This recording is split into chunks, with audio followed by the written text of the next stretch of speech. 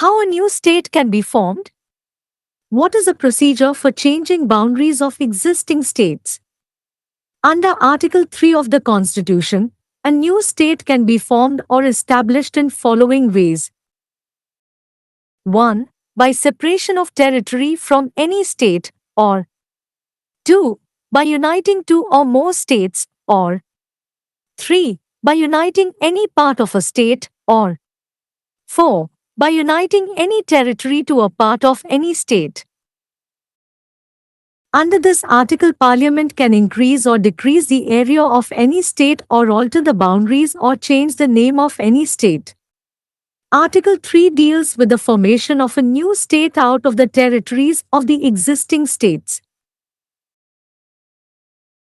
The power to form new states under Article 3(a) includes the power to form a new state of union territory by uniting a part of any state or union territory.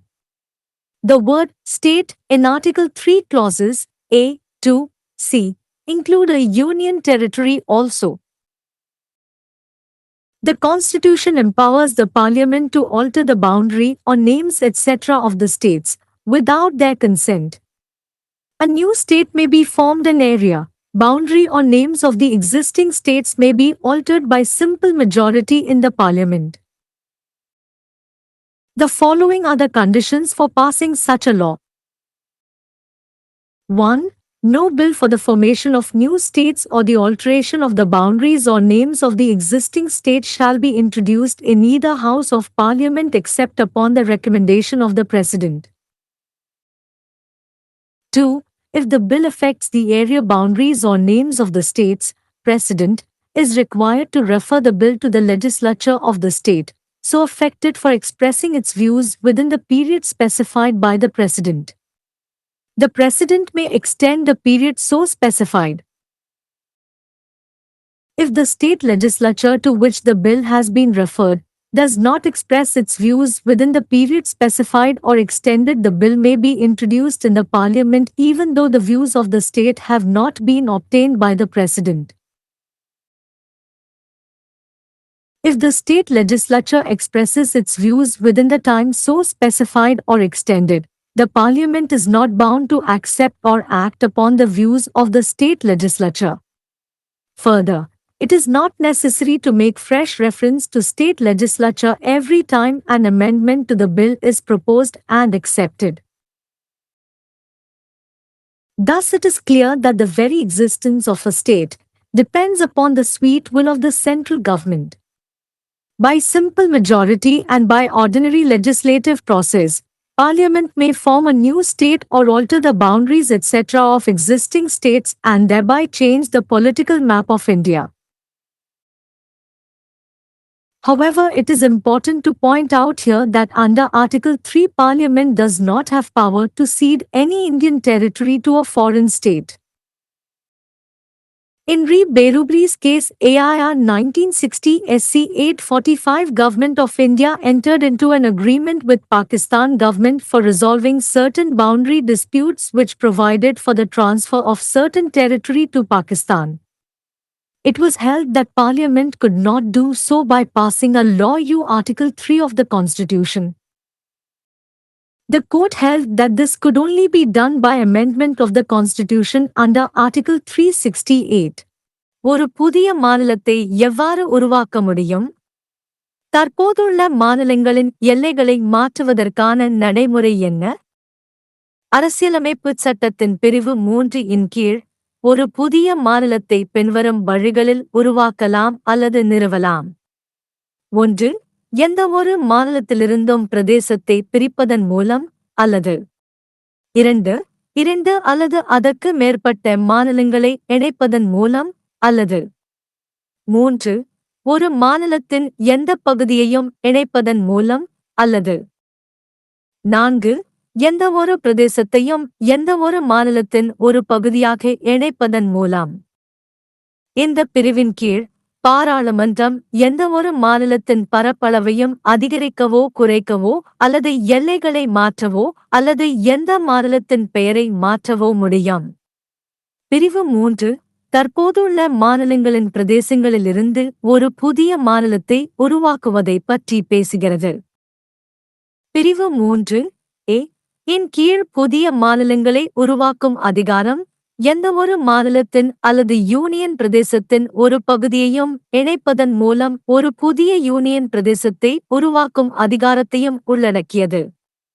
பிரிவு 3 இல் உள்ள மாநிலம் என்ற சொல் ஏ முதல் C வரை union பிரதேசத்தையும் உள்ளடக்கியது. அரசியலமைப்புச் சட்டம் மாநிலங்களின் எல்லை அல்லது பெயர்கள் போன்றவற்றை அவற்றின் அனுமதியின்றி மாற்றுவதற்கு நாடாளுமன்றத்திற்கு அதிகாரம் அளிக்கிறது. ஒரு புதிய மாநிலம் உருவாக்கப்படலாம், மேலும் தற்போதுள்ள மாநிலங்களின் பரப்பளவு, எல்லை அல்லது பெயர்களை நாடாளுமன்றத்தில் எளிய பெரும்பான்மை மூலம் மாற்றலாம். அத்தகைய சட்டத்தை நிறைவேற்றுவதற்கான நிபந்தனைகள் பின்வருமாறு. 1. புதிய மாநிலங்களை உருவாக்குவதற்கான அல்லது தற்போதுள்ள மாநிலத்தின் எல்லைகள் அல்லது பெயர்களை மாற்றுவதற்கான எந்த மசோதாவும் குடியரசுத் தலைவரின் பரிந்துரையின் பேரில் தவிர நாடாளுமன்றத்தின் எந்த அவையிலும் அறிமுகப்படுத்தப்படக்கூடாது. 2. இந்த மசோதா மாநிலங்களின் பரப்பளவு, எல்லைகள் அல்லது பெயர்களை பாதித்தால் குடியரசுத் தலைவர் அந்த மசோதாவை மாநில சட்டமன்றத்திற்கு அனுப்ப வேண்டும். இதனால் பாதிக்கப்பட்டு குடியரசுத் தலைவர் குறிப்பிட்ட காலத்திற்குள் தனது கருத்துக்களை வெளிப்படுத்துவார். குடியரசுத் தலைவர் குறிப்பிட்ட காலத்தை நீட்டிக்கலாம். மசோதா பரிந்துரைக்கப்பட்ட அல்லது நீட்டிக்கப்பட்ட காலத்திற்குள் தனது கருத்துக்களை வெளிப்படுத்தவில்லை என்றால் மாநிலத்தின் கருத்துக்கள் குடியரசுத் தலைவரால் பெறப்படாவிட்டாலும் மசோதா நாடாளுமன்றத்தில் அறிமுகப்படுத்தப்படலாம். மாநில சட்டமன்றம் குறிப்பிட்ட அல்லது நீட்டிக்கப்பட்ட காலத்திற்குள் தனது கருத்துக்களை வெளிப்படுத்தினால் மாநில சட்டமன்றத்தின் கருத்துக்களை ஏற்கவோ அல்லது செயல்படுத்தவோ பாராளுமன்றம் கடமைப்படவில்லை. மேலும் மசோதாவில் திருத்தம் முன்மொழியப்பட்டு ஏற்றுக்கொள்ளப்படும் ஒவ்வொரு முறையும் மாநில சட்டமன்றத்தை புதிதாக குறிப்பிட வேண்டிய அவசியமில்லை. எனவே ஒரு மாநிலத்தின் இருப்பு மத்திய அரசின் விருப்பத்தை பொறுத்தது என்பது தெளிவாகிறது. எளிய பெரும்பான்மை மற்றும் சாதாரண சட்டமன்ற செயல்முறை மூலம் பாராளுமன்றம் ஒரு புதிய மாநிலத்தை உருவாக்கலாம் அல்லது இருக்கும் மாநிலங்களின் எல்லைகள் போன்றவற்றை மாற்றலாம். இதன் மூலம் இந்தியாவின் அரசியல் வரைபடத்தை மாற்றலாம். இருப்பினும் பிரிவு 3 இன் கீழ் எந்தவொரு இந்திய பிரதேசத்தையும் ஒரு வெளிநாட்டு மாநிலத்திற்கு விட்டுக் கொடுக்க பாராளுமன்றத்திற்கு அதிகாரம் இல்லை என்பதை இங்கே சுட்டிக்காட்டுவது முக்கியம். பெருபாரியின் மறு வழக்கில் ஏஆர் 1960 SC 845 இந்திய அரசாங்கம் சில எல்லை தகராறுகளை தீர்ப்பதற்காக பாகிஸ்தான் அரசாங்கத்துடன் ஒரு ஒப்பந்தத்தை மேற்கொண்டது. இது சில பிரதேசங்களை பாகிஸ்தானுக்கு மாற்றுவதற்கு வழிவகுத்தது. அரசியலமைப்பின் பிரிவு 3 என்ற சட்டத்தை இயற்றுவதன் மூலம் பாராளுமன்றம் அவ்வாறு செய்ய முடியாது என்று தீர்ப்பளிக்கப்பட்டது. அரசியலமைப்புச் சட்டம் 36(8) இன் கீழ் திருத்தம் செய்வதன் மூலம் மட்டுமே இதைச் செய்ய முடியும் என்று நீதிமன்றம் கூறியது. नया राज्य कैसे बनाया जा सकता है? मौजूदा राज्यों की सीमाओं को बदलने की प्रक्रिया क्या है? संविधान के अनुच्छेद 3 के तहत एक नया राज्य निम्नलिखित तरीकों से बनाया या स्थापित किया जा सकता है। 1. किसी राज्य से क्षेत्र को अलग करके या 2 या अधिक राज्यों को मिलाकर या 3. किसी राज्य के किसी हिस्से को मिलाकर या 4. किसी क्षेत्र को किसी राज्य के हिस्से में मिलाकर। इस अनुच्छेद के तहत संसद किसी राज्य के क्षेत्र को बढ़ा या घटा सकती है या किसी राज्य की सीमाओं को बदल सकती है या किसी राज्य का नाम बदल सकती है। अनुच्छेद 3 मौजूदा राज्यों के क्षेत्रों से एक नए राज्य के गठन से संबंधित है। अनुच्छेद 3A के तहत नए राज्य बनाने की शक्ति में किसी राज्य या केंद्र शासित प्रदेश के हिस्से को मिलाकर एक नया राज्य या केंद्र शासित प्रदेश बनाने की शक्ति शामिल है। अनुच्छेद 3 के खंड ए से सी में राज्य शब्द में केंद्र शासित प्रदेश भी शामिल है। संविधान संसद को राज्यों की सीमा या नाम आदि को उनकी सहमति के बिना बदलने का अधिकार देता है। संसद में साधारण बहुमत से एक नया राज्य बनाया जा सकता है और मौजूदा राज्यों के क्षेत्र, सीमा या नाम बदले जा सकते हैं। ऐसे कानून को पारित करने के लिए निम्नलिखित शर्तें हैं। 1. नए राज्यों के गठन या मौजूदा राज्यों की सीमाओं या नामों में परिवर्तन के लिए कोई भी विधेयक राष्ट्रपति की सिफारिश के बिना संसद के किसी भी सदन में पेश नहीं किया जाएगा। 2. यदि विधेयक राज्यों के क्षेत्र, सीमाओं या नामों को प्रभावित करता है तो राष्ट्रपति को विधेयक को प्रभावित राज्य के विधानमंडल को राष्ट्रपति द्वारा निर्दिष्ट अवधि के भीतर अपने विचार व्यक्त करने के लिए भेजना होगा। राष्ट्रपति इस प्रकार निर्दिष्ट अवधि को बढ़ा सकते हैं। यदि जिस राज्य विधानमंडल को विधेयक भेजा गया है वह निर्दिष्ट या विस्तारित अवधि के भीतर अपने विचार व्यक्त नहीं करता है तो विधेयक को संसद में पेश किया जा सकता है, भले ही राज्य के विचार राष्ट्रपति द्वारा प्राप्त न किए गए हों।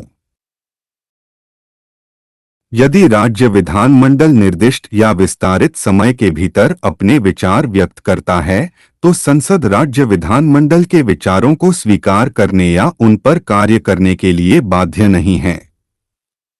इसके अलावा हर बार राज्य विधानमंडल को नया संदर्भ देना आवश्यक नहीं है और विधेयक में संशोधन प्रस्तावित और स्वीकृत किया जाता है। इस प्रकार यह स्पष्ट है कि किसी राज्य का अस्तित्व केंद्र सरकार की मधुर इच्छा पर निर्भर करता है।